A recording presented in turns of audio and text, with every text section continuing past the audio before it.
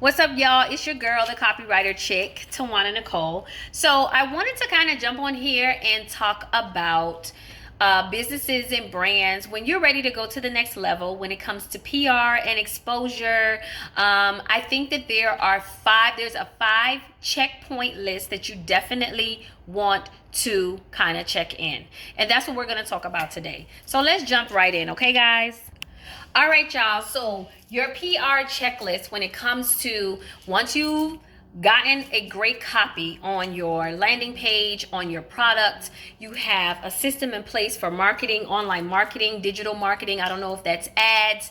I don't know if it's unconventional marketing, guerrilla marketing, where you're doing newsletters, email blasts, webinars, whatever. There's so many different ways to market your business online. But once you kind of dial in on exactly which way you want to represent your business, the only way for people to know that you exist is through press.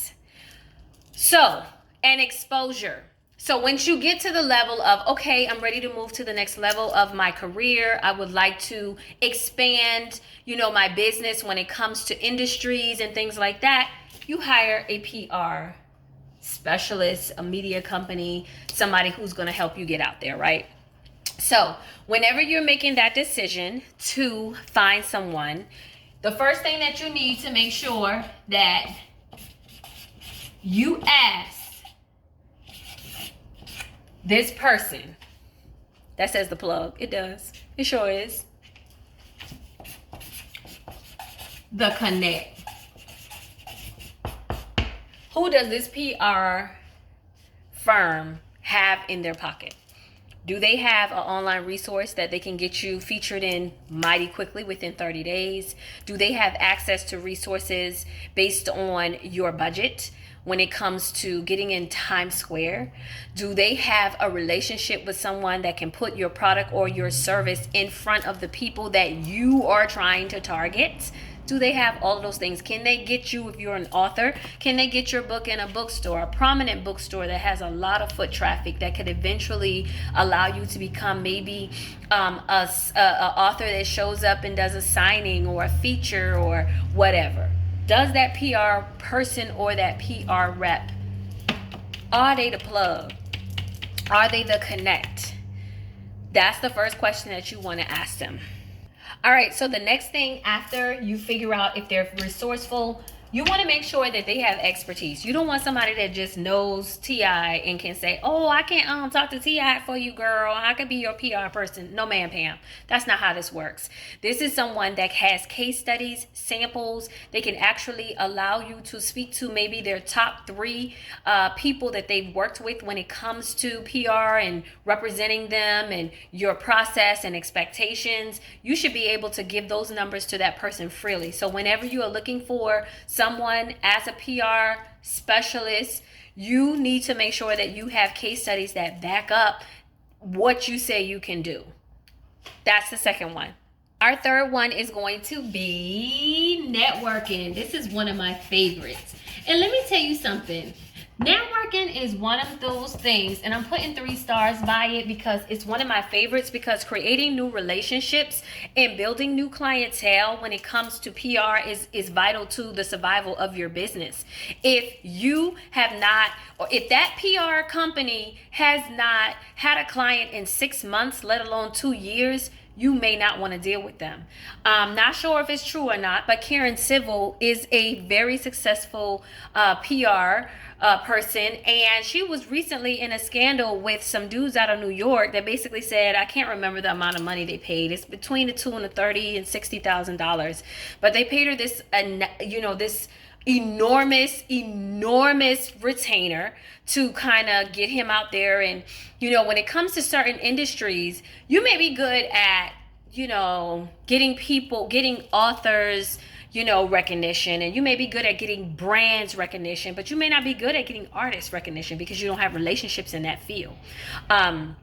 So a good PR person has relationships in industries that's going to basically help you get the exposure that you need. But long story short, they said that they paid her like $60,000, and 6 months later there was no work done, there was no exposure, and it was a hot mess. So you have to make sure that whenever you are choosing a PR person or a PR company, that networking is one of the things that they do. So because I'm a copywriter and because writing kind of goes with media communications, PR services is something that we also offer through the brand Corporate Chicks. All these different avenues, when it comes to meeting new people, when it comes to your brand, you literally have to kind of consider that this person networks. If they're not networking, they're not meeting new people. So networking is important for new relationships. And if they haven't had a new client within 6 months, 2 years, or if their roster doesn't involve maybe people that are in the industry that you're in, you may want to reconsider. Okay. All right. So the fourth one is going to be personality, and I'll say longevity. And the reason I say longevity and personality, I say because whenever you are trying to decide if you are going to, it's just this hair just keeps kind of like sticking up. I'm like, girl, lay down. But if you are looking for someone who actually is going to be representing you, y'all personalities must click. Chemistry is super important when it comes to hiring someone to do something for you. And if you are patronizing a business, whether I do global business, I believe in supporting businesses that do good business, ethical business. So I'm not just all about one particular, race of businesses. Yes, I am a Black-owned business, but at the end of the day, I do good business with good people. And that's just one of my values. So with my particular PR firm, we only take on 4 clients a year. That gives us 3 months, which is 90 days, to get them exposure in their area of industry.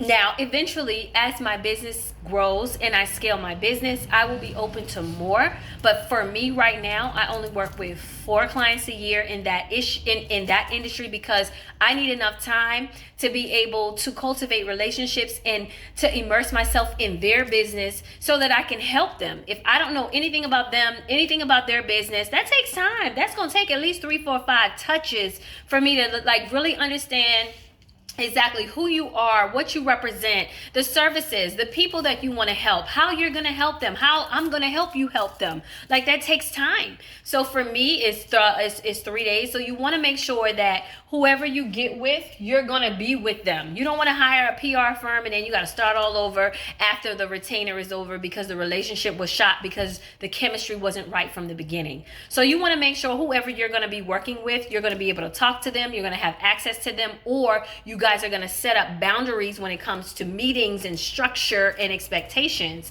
I think that falls under personality and longevity.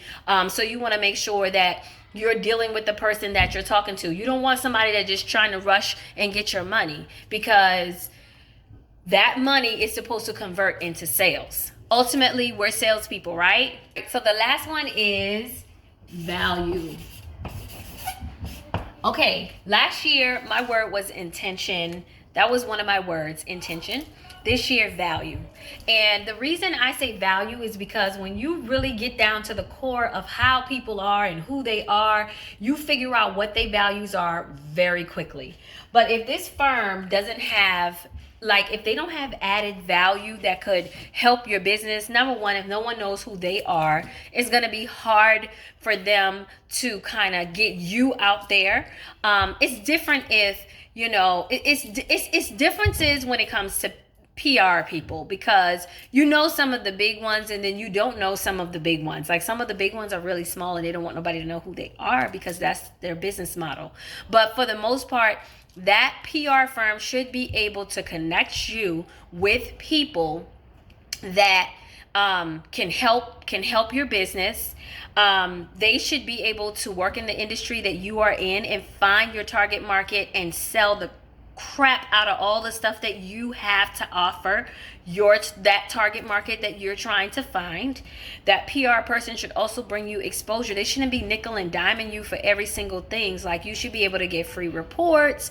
You should be able to get some value added bonuses. Like, hey, I found out that this person is actually writing a book and needs a doctor with a PhD to write the foreword. Would you be interested in that? Those are the type things that you want to kind of start cultivating when it comes, or those are the type of things that you want to look forward to when you are looking for a PR person. And if you're a copywriter and you're looking to become this publicist one day, those are some of the relationships that you have to start building. You need to build relationships. If you're going to solely represent authors, then you need to build relationship with agents, not only in New York, but also in LA, because it could be a potential to, whereas in the book could be turned to screen. You know what I'm saying? It could be turned to like a TV situation or a movie. So having those type of relationships would best benefit your clients. But if you don't have them and you are saying that you could do something that you can't, then that's kind of like a disservice. So just make sure you